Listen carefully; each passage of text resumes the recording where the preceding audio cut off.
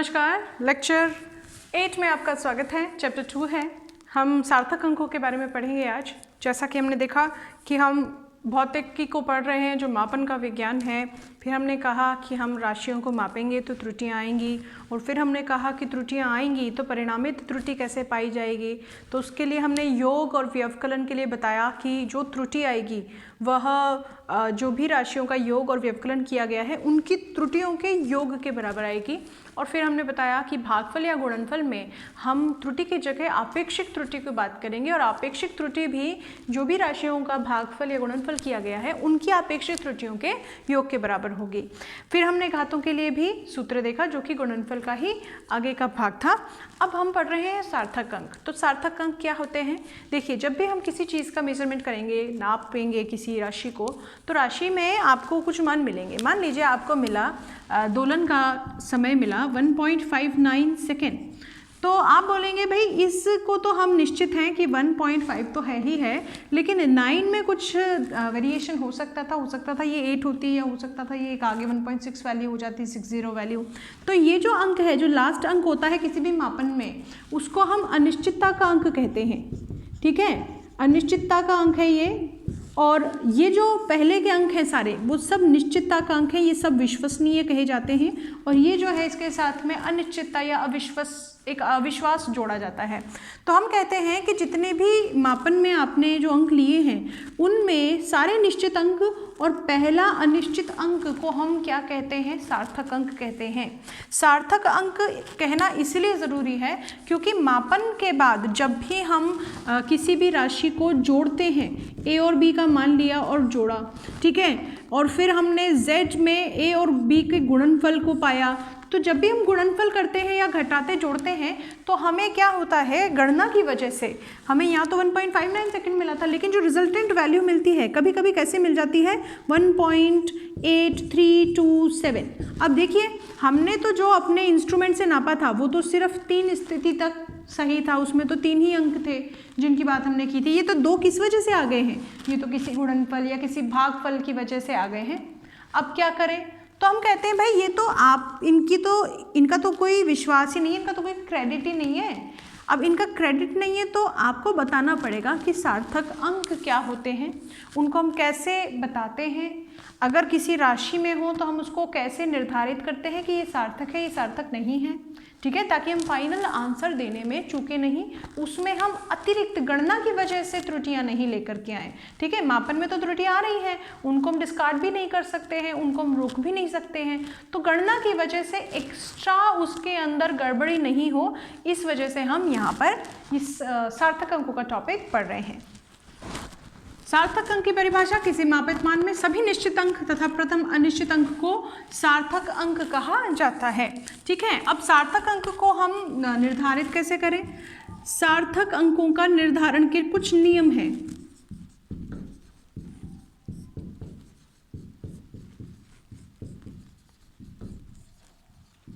ठीक है, सार्थक अंकों के निर्धारण के लिए कुछ नियम हैं, जिनमें पहला नियम कहता है कि किसी भी गणना में किसी भी मापन में सभी शून्येतर अंक क्या होंगे? किसी भी मान में सभी शून्येतर अंक सार्थक होंगे। ठीक है, फॉर एग्जाम्पल अगर हम कहें 2539 हमारी वैल्यू है या 65.39 हमारी वैल्यू है, तो यहाँ पर कितने सार्थक अंक है? काउंट कीजिए, 1 2 3 4 हैं। ठीक है, और नीचे वाले में ज़रा देखिए, थोड़ा सा हम इसको बढ़ा लेते हैं। 65.391 कितनी वैल्यू, कितने अंक हैं? 1 2 3 4 5, कितने सार्थक अंक हो गए? इतने हो गए। ठीक है, सभी शून्येतर अंक सार्थक हो गए।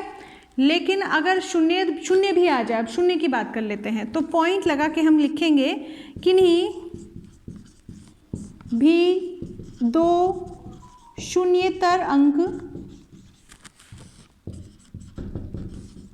के बीच के शून्य भी कैसे होंगे? सार्थक होंगे।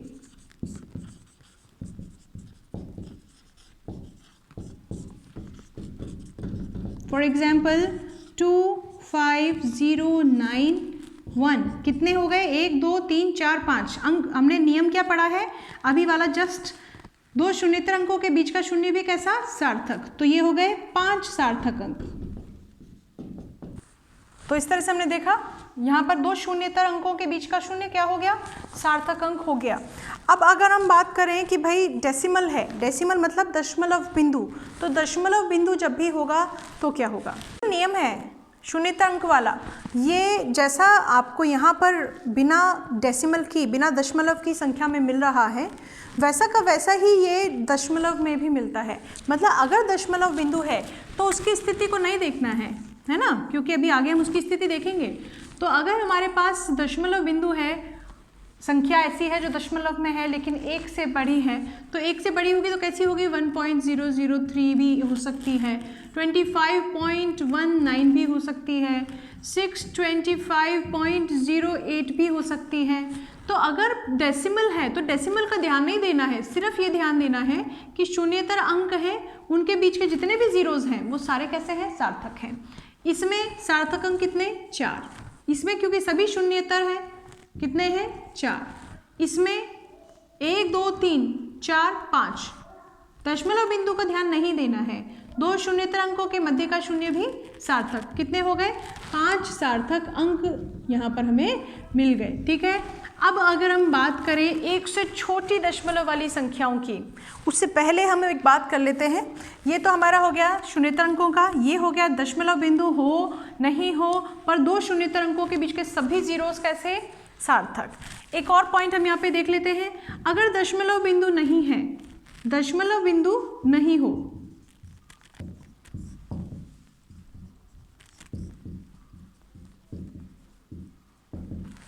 दशमलव बिंदु नहीं है तो आपके पास यदि किसी संख्या में दाईं ओर कुछ और जीरोज हैं तो उन जीरो को हम सार्थक नहीं मानते हैं। ठीक है। यहाँ पे कितने सार्थक अंक हुए? 3 सार्थक अंक हुए। ठीक है।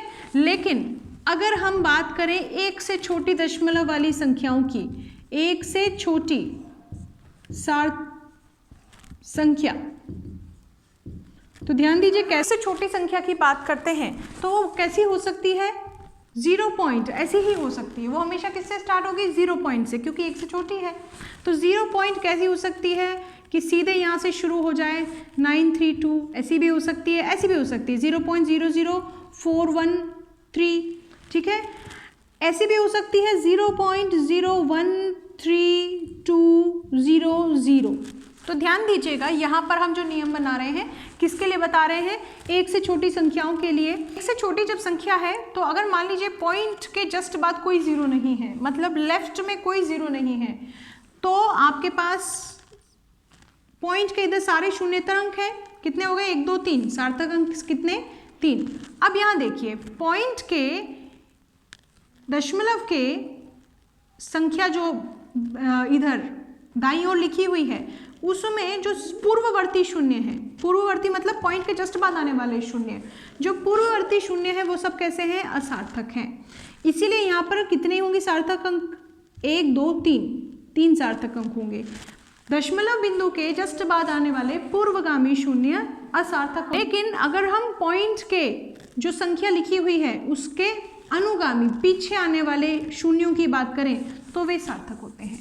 तो एक से छोटी संख्या के लिए हम देखते हैं दशमलव बिंदु के जस्ट बाद आने वाले मुख्य संख्या से पहले आने वाले पूर्वगामी शून्य असार्थक होते हैं, परंतु इस संख्या के पीछे आने वाले अनुगामी शून्य सार्थक होते हैं। यहाँ पर अगर आप सार्थक अंकों की काउंटिंग करें तो 1 2 3 4 5 कितने हो गए?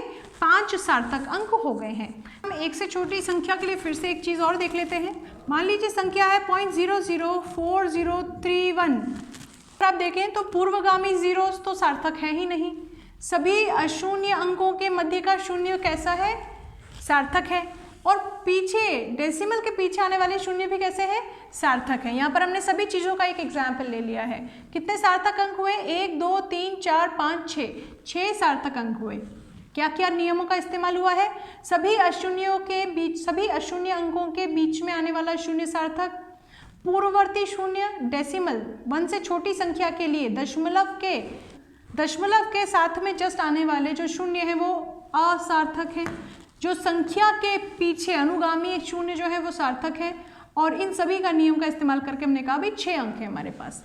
लेकिन अगर हम क्या करें, हम मापन करें मापित राशि के लिए जिसमें इकाइयाँ लग रही हों 4700 किलोमीटर, अगर आप कहें कि हम इसको लिख सकते हैं 4.700, यहाँ पर 10 की पावर आ जाएगा 6 मीटर, तो आपसे कहा जाए कि हम इसको लिखें 0.4700 इंटू 10⁻7 मीटर, तब क्या करें, तब की घात से सार्थक अंकों का कोई लेना देना नहीं है।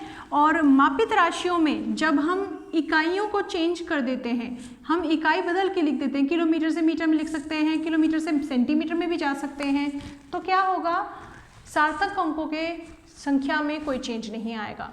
तो सार्थक अंकों को निर्धारित करने के कुछ नियम हमने पढ़े, और नियम में पहला नियम था सभी शून्येतर अंक सार्थक होंगे। फिर दूसरा था दशमलव को ध्यान रखे बिना दो जो शून्येतर अंक होंगे उनके बीच में आने वाले सभी जीरोस कैसे होंगे, सार्थक होंगे। इसका एग्जाम्पल यहाँ पर भी आप देख सकते हैं 25091 में भी 5 सार्थक अंक हैं। हमने जो 9 और 5 के बीच में शून्य आ रहा है उसको काउंट किया है सार्थक अंकों में। और अगर हम डेसिमल में देखें तो भी यहाँ पर 2 डेसिमल के स्थिति को ध्यान रखे बिना, देखिए ये 1 से छोटा है, यहाँ 0 पॉइंट से स्टार्ट हो रहा है, ये 1 से बड़ा है, यहाँ 1.003 है, ये देखिए बहुत बड़ा है 625.08 है। दशमलव की स्थिति को नहीं देखना है जब ये नियम लगाना है, शून्येतर अंकों के बीच में आने वाले शून्य सार्थक हो गए, ठीक है। तो यहाँ पर कितने सार्थक अंक, 1 2 3 4 5, शून्य को भी सार्थक मान लिया गया है, 1 2 3 4 शून्य को भी सार्थक माना है क्योंकि अशून्य अंकों के बीच में आ रहे हैं। यहाँ पर आप देख सकते हैं ये दशमलव अंकों वाले सभी नियम हमने इसमें लगाए हैं। दशमलव बिंदु 1 से छोटी संख्या के लिए, 1 से छोटी मतलब जो दशमलव के पहले है हमेशा 0 ही मिलेगा आपको। संख्या जस्ट यहाँ से शुरू हो जाए तो 932 3 अंक है आपके पास। अगर आपके पास 902 होता तो भी आपके पास 3 ही होते, अगर आपके पास 0.900 होता तो भी 3 ही अंक होते। क्या नियम है, पहली चीज़ पॉइंट के जस्ट बाद आने वाले जो जीरोज़ हैं, जो मुख्य संख्या के पूर्वगामी जीरोज़ हैं, वो सब कैसे हैं, असार्थक हैं। जो मुख्य संख्या के पीछे आने वाले जीरो हैं अनुगामी, वो सभी सार्थक हैं। तो यहाँ पर आपने देखा 900 होता तो भी सार्थक अंक कितने होते हैं, 3, पीछे आने वाले शून्य सार्थक और पहले आने वाले शून्य असार्थक हो गए हैं। इसी का हमने यहाँ पर एग्जाम्पल देखा, इसमें सारे आ गए हैं 1 से छोटी संख्या के लिए। पॉइंट के जस्ट बाद आने वाले जीरोज़ असार्थक, संख्या के पीछे आने वाले जीरो सार्थक, 2 शून्येतर अंकों के बीच का जीरो सार्थक, 1 2 3 4 5 6 नियम हमने पढ़ा। 10 की घात जो है वह कितनी भी हो, 6 हो, 23 हो, -31 हो, ये सार्थक अंकों को निर्धारित नहीं करती, ये सार्थक अंकों से मुक्त होती है। आज सार्थक अंक कैसे निर्धारित किए जाएं इस टॉपिक को हम एंड करते हैं। अगले लेक्चर 9 में हम पढ़ेंगे जब गणना की जाती है तो सार्थक अंकों का निर्धारण कैसे किया जाता है, या फाइनल उत्तर में कितने सार्थक अंक छोड़े जाते हैं, इसके लिए क्या नियम है, ये हम अगले टॉपिक में अगले लेक्चर में पढ़ेंगे। और वहाँ पर हम ये भी पढ़ेंगे कि अंकों का जो राउंडिंग ऑफ करना चाहिए वो कैसे करना चाहिए। तब तक के लिए अपना ध्यान रखिए। Thank you very much.